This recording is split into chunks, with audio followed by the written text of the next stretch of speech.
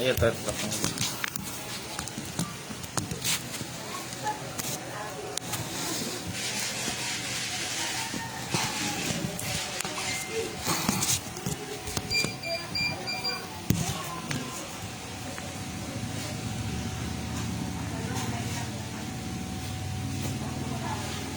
Isang magandang hapon po sa ating lahat. Magandang hapon din po, family po. Kay Tatay Villaruel Anastasio sa kanyang memorial service po. Gagawin po natin yun ay memorial service. Imbitahan ko po lahat. Yan po ay ang memorial service ni Tatay.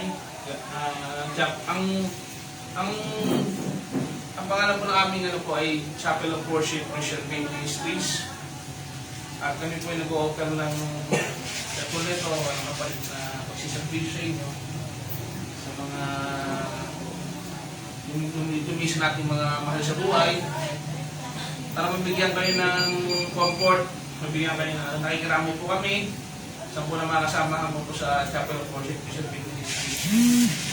Tayo po ay nagkakandak ng mga Bible studies, ng mga worship service. Kung loobin ng Panginoon ngayong taon, baka kung kailangan mo yung proseso ng pagkakasal, pwede rin po akong kasal. Kaya nag-house blessings din po ako sa mga nagre-request po.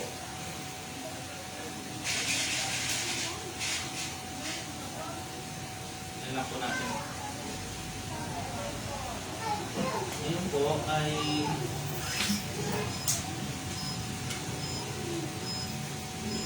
simulan natin sa isang awitin po. Awitin.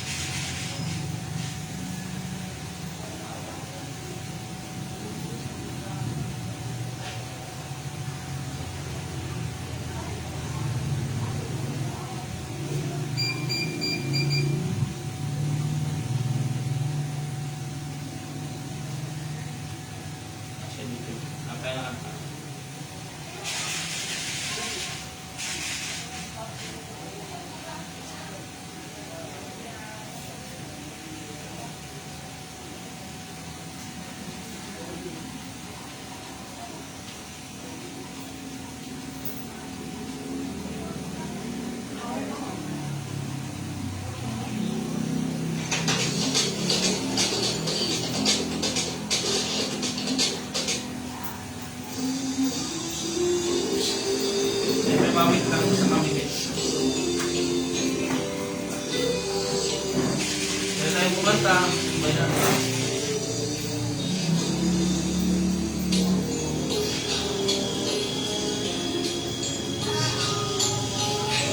Ang focus sa akin sa Panginoon, then para sa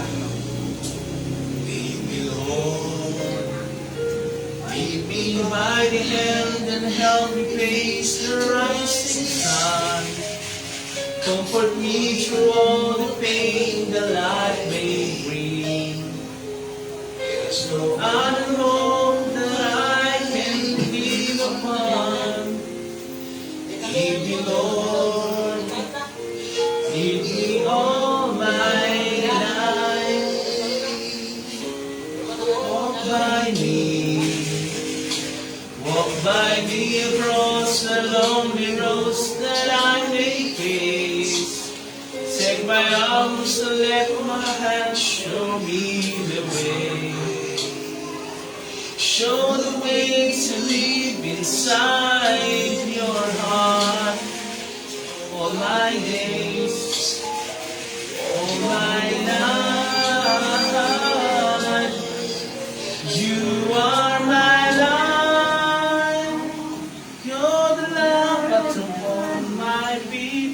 All the time, my Lord, I need you there. You are my life. I cannot live alone. Let me stay by your guiding love all through my life.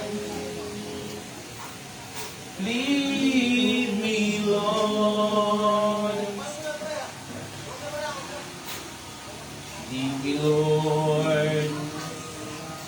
Even though at times I'd rather go along my way, help me take the right direction, take your road.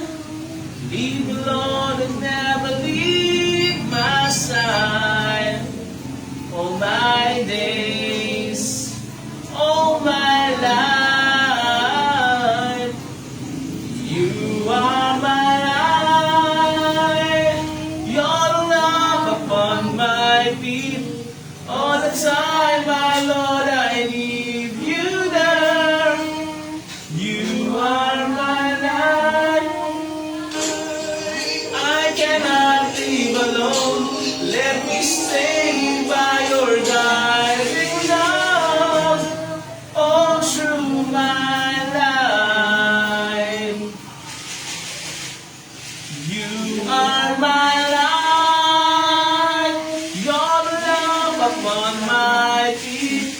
All the time, my Lord, I need you there. You are my life. I cannot live alone. Let me stay by your guiding love all through my life, all through my days. So leave me, oh Lord. Lead me, Lord. Ang napakagandang awit po na isa kinanta ng ating artist, si Gary B, no? Napakaganda po. Wala tayo kasi ngayon naman po ay tayo po ay magpasisimula na po sa ating memorial service.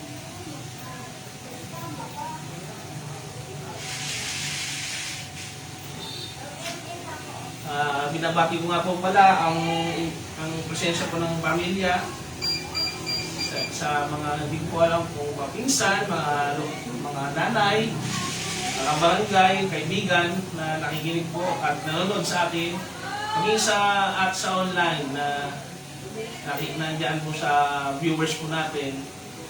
Ito po ay isang memorial service po natin sa ating kapatid sa division po. Tayo po iniimbita sa pabungad na panalangin. Tayo sabayan niyo po sa panalangin. Ama naming Diyos na mga pangyarihan, pinupuri ka namin at aming kinikilala ang inyong kadakilaan. Marami pong salamat sa hapong ito at pinagkalooban niyo kami ng magandang panahon at pinagkaisa niyo po ang pamilyang ito kung muli pa ay alalahanin ang kagandahan ng buhay na kapiling nila ang kanilang pamilya. Tunay nga po na ang pamilya ang pinaka-importante po sa lahat na dapat naming pakaingatan kaysa mga yaman sa mundo ito. At patawarin po kami sa mga bagay na pinagkait namin sa inyo panahon. At minsan pa ay binabalik namin ang pagkakataong ito. Itong panahon na ito ay para lamang sa pagninilay-nilay at pagbibigay namin ng sampalataya sa inyo. Maraming po salamat sa lahat ng pagkakataon. At gabayan niyo po ang memorial service nito at kami po inyong ingatan sa pangalan ng inyong anak na si Kristo. Amen.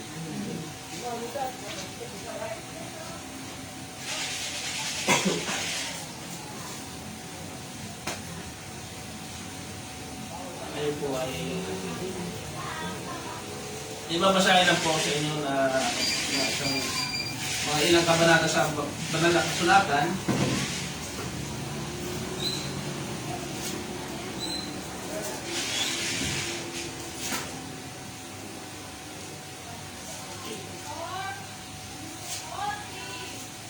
Ako nga po pala si Pastor Arwin Genesis Sardo ay isa po sa mga tungkulin ko yung pagbisita po sa mga kagaya nito. Mga nagdadalamhati, isa po na yung pag-aato na sa kulungan naman po ako, sa ospital. Kasi itong mga panahon na ito po, yung mga tao, karaniwan, doon pa lang nila nagkakaroon ng pagkakataon na magnilay-nilay. Sa kaabalahan po ng buhay natin, marami po tayong mga bagay na iniisip. Ito po yung isa sa mga pagkakataon na tinatawag tayo ng Diyos upang magnilay-nilay. Siyempre po, bilang pag-aalala na rin po sa ating mahal sa buhay. Alam naman po natin na tawagon ng ating lipunan ngayon, no? Hindi na maintindihan kung saan papatungo ang ating bansa. Babasahin ko lang po sa inyo ilang teksto sa Banal na Kasulatan. Sa mga awit, kabanata ay 9, ang versikulo ay 9. Sa lumang tipan po.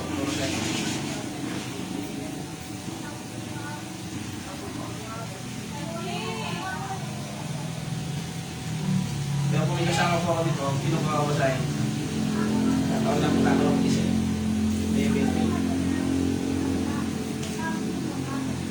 Tatanong po tayo dito siya, no? Ako dito, ganyan po. Ay sa iba pa na panataya po sa Islam, nililibig nila diretsyo. Sa atin, ibang tradisyon, ang talagang gusto natin makapili. 45 days pa nga eh. Diba? Pero iba-iba naman po talaga. Sa kanila, yun ang anong para sa atin ito para na. 9 verse 9.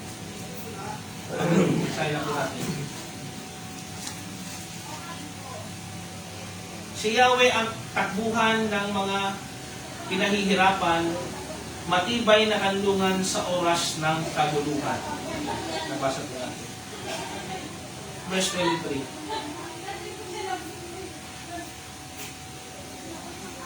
Kaya nabasa po natin na si Yahweh daw ang ating tatakbuhan. Si Yahweh ang ating Diyos, ang ating hingan ng saknolo sa oras ng mga kapighatian sa buhay. Naranasan kaya po natin sa buhay natin na hirap na tayo, pero wala yung magulang natin. Di ba tayo malalaki na? Tayo naman minsan naging bata naman tayo lahat eh. Lahat tayo naging bata. At alam natin na lahat ng bata may magulang. Namimiss ba natin yung panahon na may magulang pa tayo, hindi pa si nanay, tatay, bumubuhay pa sila. At nung panahon, hindi ko pa naman naranasan, no? Pero parang nakakayak din yung isipin pag wala na sila. Habang nandiyan pa sila, hindi minsan take for granted natin. Ay, dyan lang naman yan eh. Pero pagdating ng panahon, hindi mo na makikita na nandiyan lang nanay mo. Na nandiyan na sa tabi mo na buhay. Kaya habang may pagkakataon, may magulang tayo, mahalagaan natin sila. Bigyan natin ng kung gusto mong bigyan ng bulaklak, bigyan mo na. Ang pinakamagandang the best. At kung may panahon ka, dalawin natin. Ako nga nahihiya sa sarili ko kasi Las Marinas, layo ko. Minsan itutulong ko na lang, ipapahinga ko na lang. Pero yun nga, pero hindi na dapat nawawala yung ating, meron naman cellphone. Dapat tayo mahirapan, nahihirapan tayong na kontakin sila at bigyan ng komunikasyon sa ating mga magulang. Dapat di po nawawala yung, kahit pa tayo ay nasa gustong gulang na, yung pakikipag-usap sa kanila. Yung paglalambing, nung bata, lambing natin eh. Ba't ba tayo nang tumantay para nagbago ng ugali natin? Hindi na masyado natin yun. Then, pag wala na, saka tayo iyak ng iyak. Talagang mahal na mahal daw natin ang magulang natin pag wala na. Bilang reminder lang po sa atin, meron po tayong amang nasa langit. Meron po tayong magulang, yung walang hanggang ama, siya po dapat yung kilalanin nating magulang ng lahat ng tao.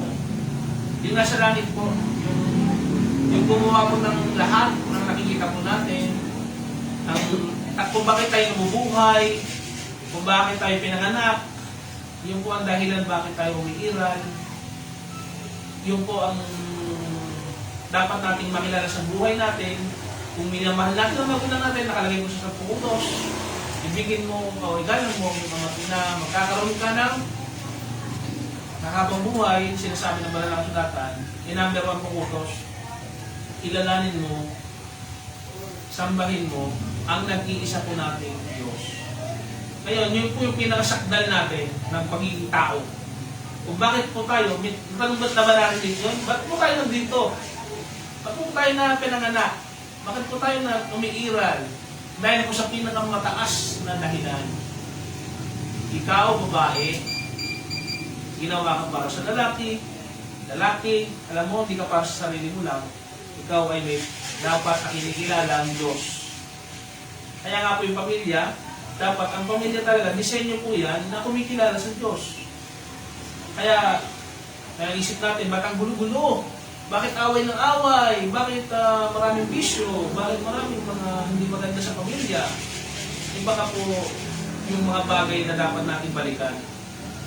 Na kinikilala dapat natin na may Diyos sa pamilya. Baka nalilimutan po natin yung pananalangin. Kaya, sa hapon ito, niimbitahan ko po kayo sa pananalangin natin na pagtanggap natin sa Panginoon sa Kristo. Tayo po manalangin sa pagtanggap sa Panginoon sa Kristo. Dakilang Diyos, Ama namin nasa langit, muli kami po ay umasamba sa inyo, kumikilala sa inyo, napakinggan po namin ang mensahe ng pangaral, at naway tulungan nyo kami na katagpuin ng Amang nasa langit. Nasusulat kayo ang daan, katotohanan at ang buhay. Walang makaparoroon sa Ama kundi sa inyo. Totoo po na ang Panginoong Jesucristo lamang po, ang buktong na anak ng Diyos, sinasabi ng John 3:16, gayon na lamang ang pagsinta ng Diyos ay ibinigay niya ang kaisa-isa niyang anak, upang ang sino man sa kanya sumampalataya ay hindi mapahamak, sa halip ay magkaroon ng buhay na walang hanggan. Sa aming puso't isipan, sa aming buhay, tinatanggap po namin ang ginawa ni Kristo sa krus ng Kalbaryo. Siya lamang po makakapagbayad ng aming mga nagawang pagkakasala sa inyo, Ama. Tinatanggap po namin siya bilang aming sarili pagkakapagligtas at Panginoon. Mula ngayon, kami po ay lalakad ng panibagong buhay. Ito po ang aming panalangin sa ngalan ng Ama, Anak, at Espiritu Santo. Amen. Okay, maraming po salamat. Yun po ang panalangin ng pagtanggap. Kung kayo po sincero, kayo po yan, narinig po yun ng Diyos. Ngayon po, kung wala pa kayong relationship, sinasabi ni John chapter 3 verse 3, maliban ang isang tao hindi pinanganak sa Espiritu, ay hindi siya paghaharian ng Diyos. Kung sinasabi, unless sa English, unless one man is not born again, he cannot see His kingdom. Hindi po religion to. Ito po ay eksperyensyang spiritual na kinakailangan ipanganak ka, hindi sa laman, hindi nanay tatay mo, kundi sa pamilya ng Diyos. Kumbaga po, magkakaroon kayo ng bagong puso, bagong isip, na kumikilala na ngayon sa Diyos. Para bagong start, kahit matanda na po tayo, pwede kayong panganak na muli. Ano po yun? Walang pinipili kong edad, gender, o babae, lalaki, o kahit sino ka pa, ang pagkakilala natin sa Diyos. Pwede ngayon ka na nakakilala sa Panginoon, ngayon ka na magbabasa ngayon ng Biblia, mananalangin, dadalo ng panatambahan. Wala pong kaso yun, may sa bata, matanda. Ang importante po, sa wakas, ay tayo po ay makalalakad sa isang pagong buhay. At siyempre po, ang kaligtasan sa Diyos. Grasya lang po ng Diyos. Wala po sino man magsasabi sa atin, ikaw ligtas, ako ligtas. Tanging ang Diyos lamang po ang makapagsasabi noon. Yung habag lang po ng Diyos, kung naawa Diyos sa atin, napakabuti po. Pero tayo po, sa ngayon, kung sinasabi po ng Banal na Kasulatan, gagawin po natin. At tayo po tatalima sa Panginoon. Ngayon po, ilang pasimula, ang pamagat po ng ating pag-aaralan, yung kanila po evangelistic, ano lang po yun. Kaya, pinakilala ko lang po sa inyo yung Panginoon sa mga hindi pa tumatanggap. Hindi po sa manonood. Ngayon lang po, pamagat ng ating memorial service ngayon ay pinamagatang kagalakan sa gitna ng pagsubok. Pero po bang ganon? Na hirap ka na, nangingiti-ngiti ka pa, masaya ka pa. Sabi nila, abnormal yata o pinakaya mo lang. Parang tinatawanan mo lang yung problema. Sabi na kanta. Tawanan mo lang daw ang problema. Pero alam nyo, mga kapatid, tayong mga Pilipino talagang may nagkalooban ng gano'n na pagiging masiyahin. Hindi tayo kaya nga, bihira sa akin. Ewan ko ba, siguro influensya na lang ng mga ibang tao. Bakit pinagpapakamatay? Hindi naman ganun ang Pilipino eh. Bakit marami ngayon mga bata pa lang, napakamatay na? Eh, pansin natin, bakit nung panahon nyo, ano namin na hindi naman katandaan eh. Hindi naman nabili sa problema agad. Hindi. Tinatawanan lang natin. Kasi bukas, pwede masolusyonan. Kung may utang ka, may utang ka lang. Kumbaga sabi nila, okay lang, may utang ka. Pero yung sabi ko, hindi na makabayad, makamatay na ako. Ay bakit? Gano'n. Siguro po, dahil na rin sa nagbabagong panahon, at hindi dapat mangyari yon. Panatiliin natin yung mga gandang katangian natin bilang Pilipino. Magiging masigahin.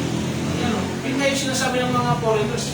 Mga foreigners, gusto tayong makasama dahil masigahin daw tayo. At hindi daw tayo masimangot. Ang talagang hospitable. Hindi tayo kumbaga yung mga masamang ugali, yun dapat ang hindi natin dapat gayahin, at yung mga magagandang ugali natin, yun dapat ipamana natin sa mga apo natin, sa mga anak natin. Tuloy natin, sa Aklat ng Santiago, sa Bagong Tipan, basahin natin sa Santiago. Kung may mga Biblia po kayo, pwede mo basahin. Kaya wala po kayo ito. Sa Santiago,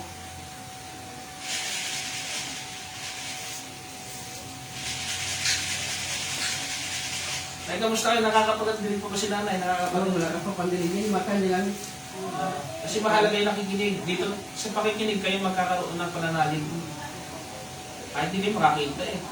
Basta yung makapakinig lang kayo ng Word of God. Tuloy po natin. Sinasabi ko na Santiago, yun, Aklat ng Santiago. Yan, Aklat ng Santiago, Kabanatay 1, ang versikulo ay 2 hanggang 4. Pananampalataya at karunungan. Kaya po tayo. Mga kapatid, ito po sulat ni Santiago, kapatid ni Jesus sa laman. Yan. Mga kapatid, magalak kayo kapag kayo dumaranas ng iba't ibang uri ng pagsubok. Dapat ninyong malaman na nagiging malatag ang inyong pananampalataya sa pamamagitan ng mga pagsubok. 4. At dapat kayong magpakatatag hanggang wakas upang kayo maging ganap at walang pagkukulang. Ang sinasabi dito ay kailangan daw po tayong magalak kapag dumaranas po ng pagsusubok. Bakit po?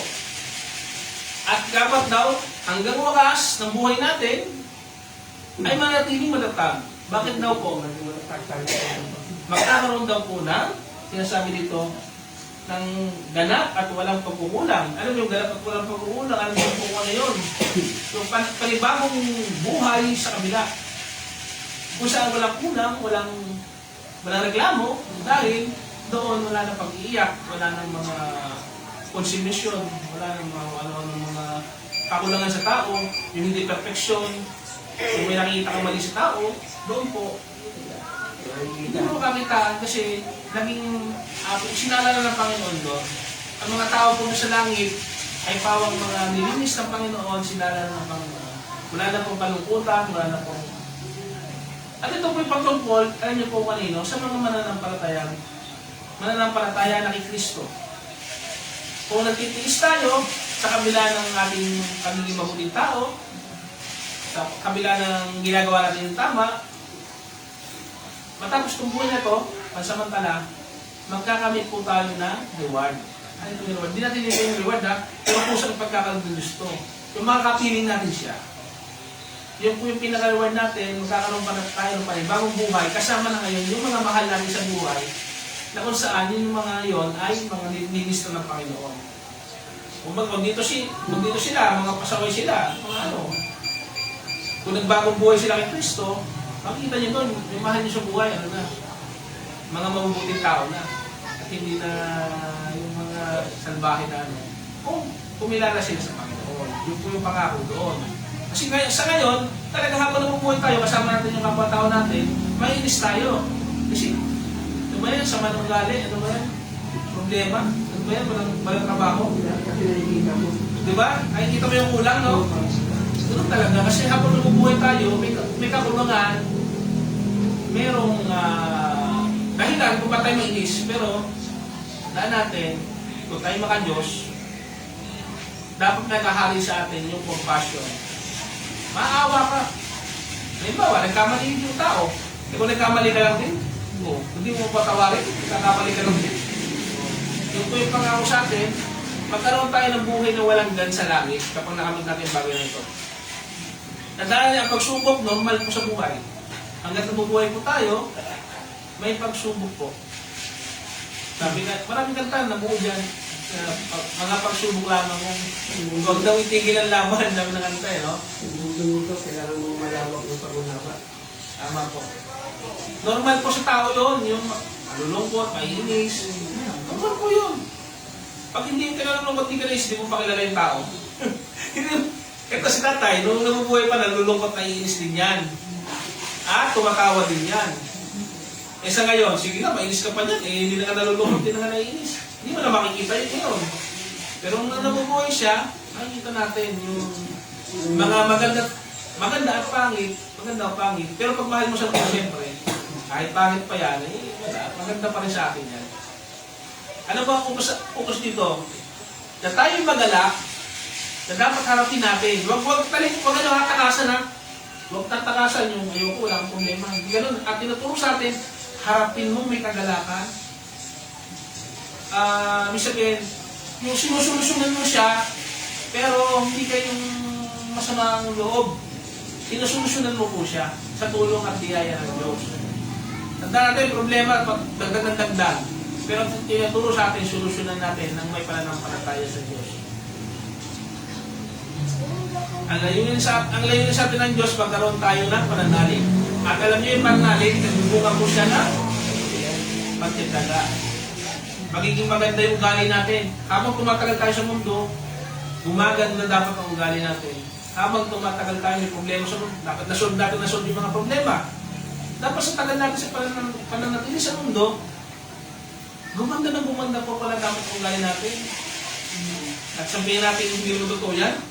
Tingnan na lang po natin yung ibang tao na, halimbawa, yung mga taong matulungi sa kapwa, na tulong sa mga mahihirap. Sabihin ko example, artista, Gloria Romero, mga kapanawarin niya po, na Nora Uno pa yun, na ano, di ba hinahangaan natin, bakit natulong at talagang, hindi lang basta artista, talagang, sila, ang tao din.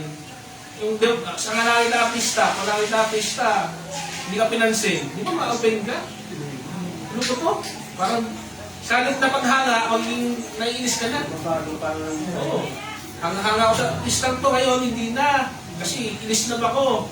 Pero kung pinansin ng artista yun, kinawayan, konting ngiti lang.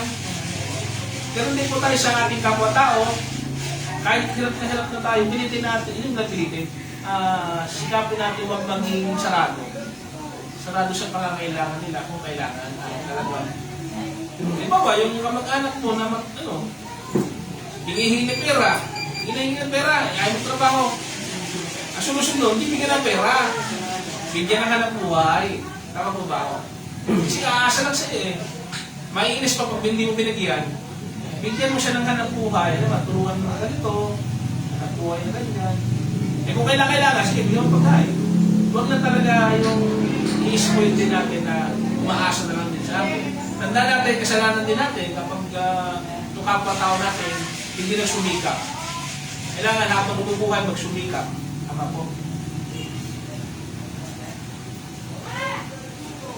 Huwag natin tatakasan yung yung problema sa pamamagitan ng alam nyo na, yung hindi tamang paraan ha. Maraming si tao masaya kunwari eh. Ayaw ka na lang i-share, merong ganon. Lalo yung alak, yung nasama ng alak, na lalakas ang loob, lalong nasabi, sige nga, gawin mo na, sige nga. O kaya naman emosyonal na emosyonal. Ano mangyayari? Salit na hindi mangyayari. Yung mga bagay na hindi tama. Lumalakas ang loob sa paggawa ng hindi tama. Yung mga bisyo, hindi ko na kailangang i-iyan. Ngayon, tandaan natin, sa Diyos, magkakaroon tayo ng kapanatagan. Tayo, wala naman siguro hindi ano, no? Lahat naman tayo pupunta roon. Sabi nga rin ni Dolphy, una-una lang yan. Hindi naman kailan si Dolphy. Yung hinahangaan natin komedyante, no? Nung ano, kinagigili yung sabi niya, yung mga kasamahan ko, mga kasamahan ko, pumanaw na. Sina Pachito ba yan? Sina ano? Sina Babalu. Okay, sabi niya, hindi niya alam, sabi niya, una-una lang yan. Totoo sinabi niya. Later on, sumunod na rin siya. May kanya-kanya po kasi tayong tinakda. May kanya-kanya po tayong oras sa mundo ito. Siguraduhin po natin na yung oras natin to, kailangan po ay, alam niyo po yon, yung oras na nilalagay natin dito habang tayo mabuhay pa, ay makikitaan tayo ng pagmamahal. Kaya importante pagmamahal. At saka yung oras natin, napakahalaga ng oras natin. Yun po ang iiwan ko po sa inyo, magandang hapon po sa inyo. Tayo po ay manalangin sa tatapos po. Maraming po salamat, Ama, dakilang Diyos, at nabahagi na po ang pamilyang ito. Memorial service sa may tatay na nandiyan po ngayon. Ama, at sinasabi po natin yung kasulatan sa karunungan ni Haring Solomon, mas mapalad yaong dumadalaw sa mga araw ng mga kagaya nito, pagbuburol, kaysa mga bahay ng mga kaarawan, mga birthday ko. Matalino daw po yung taong dumadalaw sa mga bahay na kagaya nito, na pinag-iisip, nilaya namin yung mga ng buhay ng aming, kasi po, graduate na po itong taong ito na natapos niya na po yung kanyang gampayan sa buhay na ito. And papasalamat kami, bagamat hindi pa kami graduate, nandito pa kami sa buhay na ito, nagpapasalamat po kami na nakasama po namin siya paminsan sa buhay na ito. At muli po, Ama, marami po salamat sa pamilyang ito na pinahintulutan po ang inyong gawain dito sa Dako sa Barangay San Jose na mapakinggan ang inyong mga salita. Maraming pong salamat at sa inyo lamang po ang karangalan at walang hanggang papuri. Sa pangalan ni Jesus, Amen at Amen. Papuri po sa Diyos sa katas-taasan namin. Sumayin niyo ang pagpapala ng Panginoon, ngayon po kalaman, sa ngalan ng mga Espiritu Santo. Amen.